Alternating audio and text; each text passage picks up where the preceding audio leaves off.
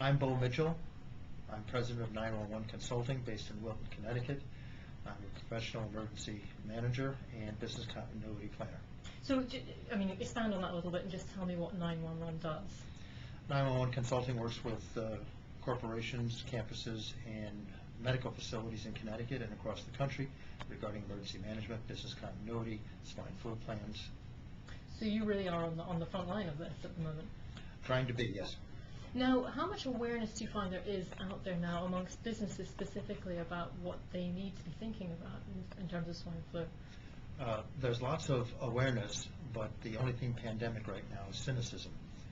And cynicism is driving managements to try to ignore this, but they are talking about it, and they may be doing some work on the internet. But as we learned this morning when I polled the audience at the CBIA conference, out of 70 people in the room, only 1 or 2 had a standalone, competent plan, at least by their own admission.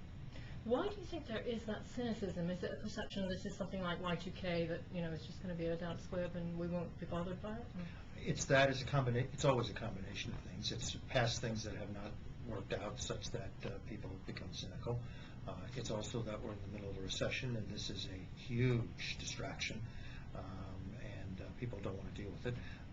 Third, they presume it's going to cost a lot of time, staff time and money to make it work. So they are inured to trying to put together a plan. So just address some of those concerns for me. In terms of trying to put together a plan that will work for your business, is it expensive? Is it time consuming? What do businesses have to do? It can be expensive, especially in time, staff time. The first thing that any employer needs to do is put together what I call a PERT, Pandemic Emergency Response Team.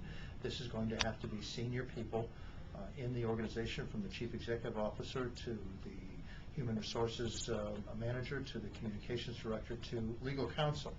They're going to have to meet and continue to meet throughout this crisis. Second, people have to understand that even if there isn't a major pandemic because of swine flu, the hysteria will be very, very large, because the swine flu kills young people, pregnant women, and people with compromised immune systems. These are very vulnerable and very sympathetic audiences. The seasonal flu kills older people. No one can identify a clip from a radio or television broadcast last year regarding any one of the 36,000 people who died from the seasonal flu. If the swine flu is only as bad as the seasonal flu, which I think is a prudent risk assessment, then every one of those deaths will be on national news, and it will start people being hysterical, which means employees will be very, very concerned and have lots of questions of employers, and employers have to answer them. Get out of my office is not an answer. We don't have a plan is not a very good answer. Employers also have to worry about the fact that if you have a very large employer as a customer or a client, say General Electric, they're very capable of turning around and saying, we want to see your pan-flu plan because you're an important resource to us, and if you're going to close down or be compromised, then we need to know that now.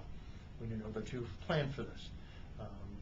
And finally, for every employer in Connecticut, the 5 most terrifying words that they will hear this fall are, your kid's school is closed. Because even if you aren't sick as an employee, or even if your children aren't sick, if children are home and parents can't find daycare and schools to take care of them during the day, then they are not going to come to work. And they may think that's a very, very legitimate, careful decision. Employers may think otherwise or agree, but every employer has to have a plan to face off with this, and we've just gotten started. It goes on and on and on regarding the human resources and legal issues that abound.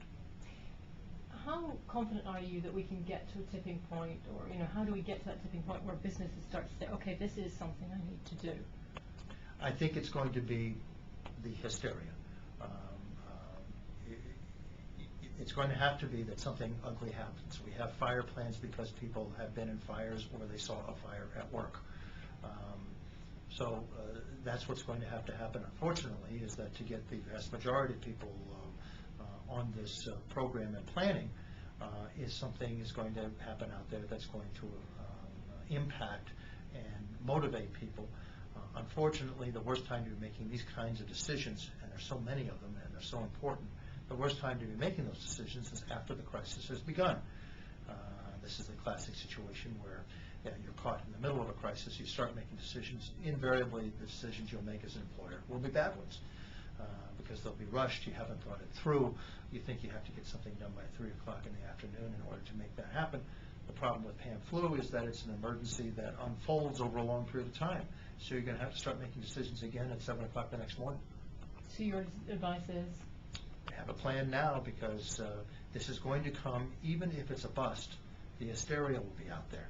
And so employees are going to be asking what your plan is, what procedures you want them to follow. And if you don't have answers, it doesn't matter if the pan flu kills lots of people or very few people. The hysteria will demand that you have a plan and that you have a response.